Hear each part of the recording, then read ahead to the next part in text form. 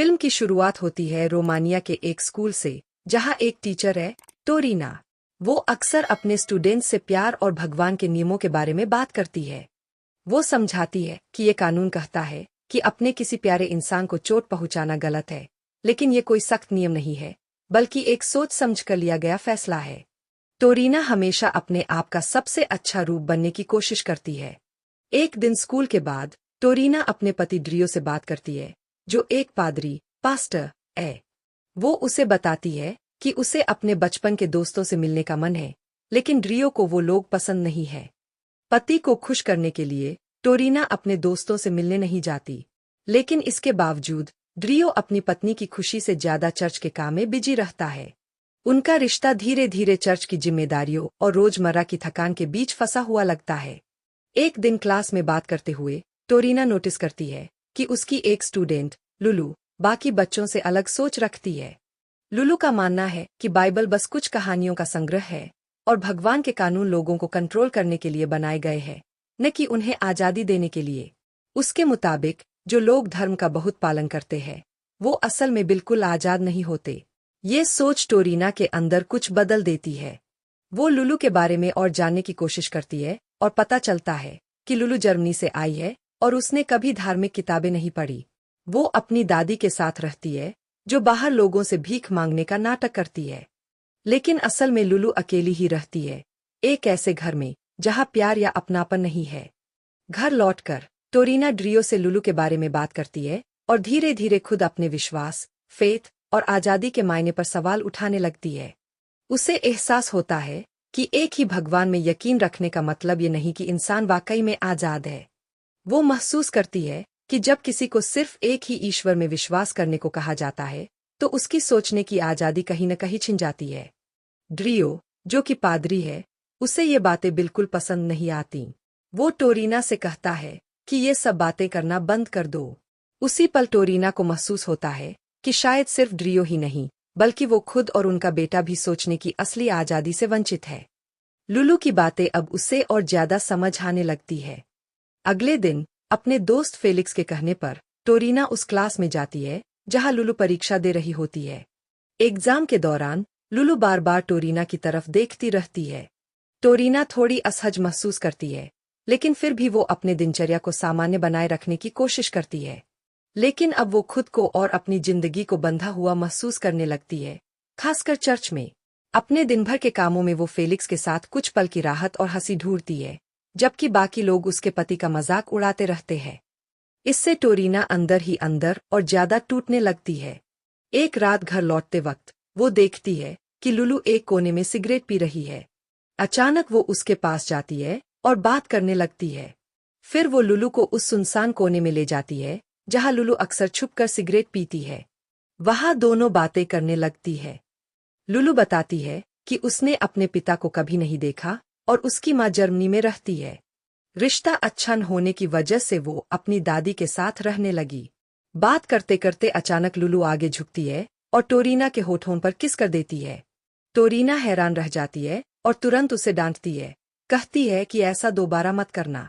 लेकिन अंदर से वो इस घटना को भूल नहीं पाती। दिन रात वही पल उसके जेहन में घूमता रहता है। कुछ दिनों बाद लुलू टोरीना के घर आती है, उसके बेटे के साथ खेलती है। ये मुलाकात टोरीना के अंदर की उलझन को और बढ़ा देती है। धीरे धीरे लुलू अक्सर घर आने लगी। एक दिन जब टोरीना काम में बिजी थी, लुलू पीछे से उसके पास आती है और फिर से उसे चूमने की कोशिश करती है। टोरीना डर जाती है और उसे रोकती है, जिससे लुलू को बुरा लगता है और वो नाराज होकर चली जाती है। बाद में ड्रियो कहता है कि टोरीना उसके साथ चर्च चले और फिर लुलू को घर छोड़ दे। रास्ते में टोरीना लुलू को समझाती है कि अब वो उसके घर मत आया करे, लेकिन लुलू उसके इस व्यवहार को अलग तरह से लेती है। उसे लगता है कि टोरीना भी उसके करीब आना चाहती है, बस मान नहीं रही। उसी रात अपनी जिंदगी और शादी से तंग आ चुकी टोरीना महसूस करती है कि अगर उसे खुश रहना है तो उसे खुद के लिए कुछ करना होगा। और उसी पल वो लुलू के साथ एक रोमांटिक रिश्ता शुरू कर देती है। उसे लगता है कि पहली बार वो अपनी जिंदगी पर खुद का कंट्रोल ले रही है।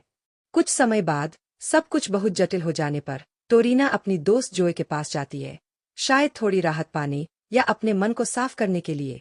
अगली सुबह जोए टोरीना से कहती है कि अगर कोई पूछे कि पिछली रात वो कहाँ थी, तो बस ये कहना कि वो उसके जोए साथ थी। लेकिन जल्द ही टोरीना को पता चलता है कि जोए ने उसे लुलू और अपने बेटे फ्लोरन के साथ देखा था। ये जानकर टोरीना को समझ आता है कि जोए उसके लिए झूठ नहीं बोलेगी।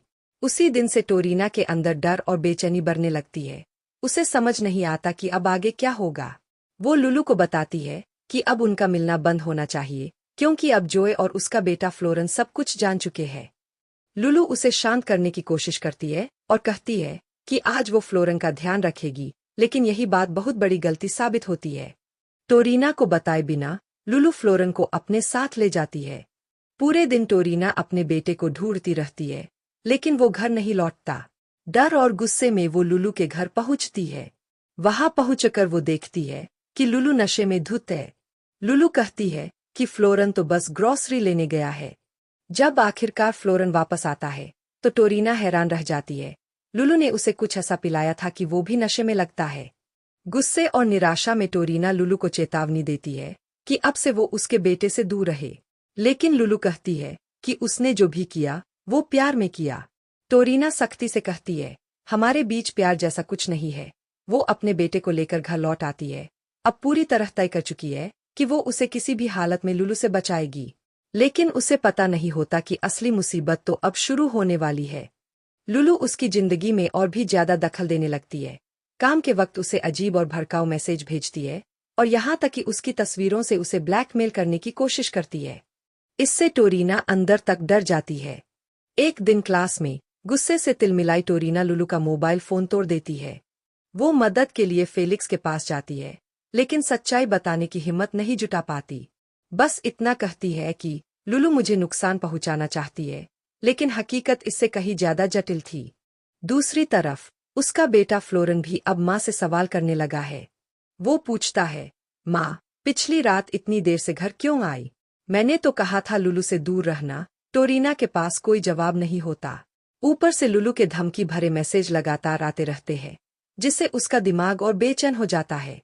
घबराहट में वो फ्लोरन से झूठ बोल देती है, जोए बीमार थी, मुझे उसकी मदद करने जाना पड़ा। इस बहाने वो दोबारा लुलू के घर चली जाती है। वहां पहुंचने पर लुलू फिर से मासूम बनने की एक्टिंग करती है, लेकिन उसकी दीवानगी अब साफ दिखने लगी थी।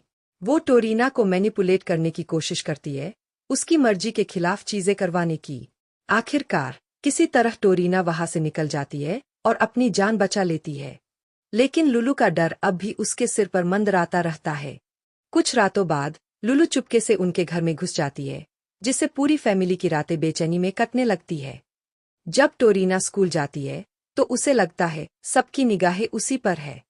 फेलिक्स उसे प्रिंसिपल के ऑफिस ले जाता है ताकि उसे इंसाफ मिल सके।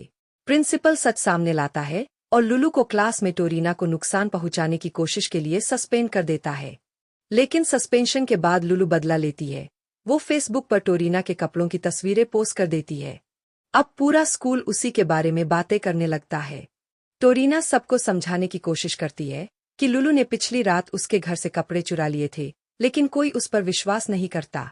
वो प्रिंसिपल को लुलू की नकली दादी के बारे में भी बताती है, लेकिन सबको बस तमाशा देखने में दिलचस्पी होती है। हालात बिगड़ते देख प्रिंसिपल एक ऑफिशियल बयान जारी करता है कि टोरीना का इस मामले में किसी स्टूडेंट से कोई रिश्ता नहीं है। फेलिक्स की मदद से टोरीना स्कूल का मामला संभाल लेती है, लेकिन अंदर की बेचैनी और डर उसे अब भी नहीं छोड़ते। स्कूल का ड्रामा तो खत्म हो जाता है, लेकिन लुलू का साया अब भी उसके पीछे है। वो उसे पुराने कबूलनामों की वॉइस रिकॉर्डिंग भेजती रहती है। फिर पुलिस टोरीना से संपर्क करती है, उन्हें बताती है कि लुलू ने खुदकुशी की कोशिश की है और वो उससे मिलना चाहती है। ड्रियो उसे लुलू के घर बुलाता है ताकि बात साफ हो सके। लुलू कहती है कि वो तभी बात करेगी जब ड्रियो भी मौजूद हो। मुलाकात के दौरान टोरीना अब सच्चाई छिपा नहीं पाती, और तभी लुलू सबके सामने कबूल करती है कि उसका ड्रियो के साथ रोमांटिक रिश्ता था, यानी वो पादरी जिसने अपनी पत्नी को धोखा दिया। ये सुनकर ड्रियो टूट जाता है।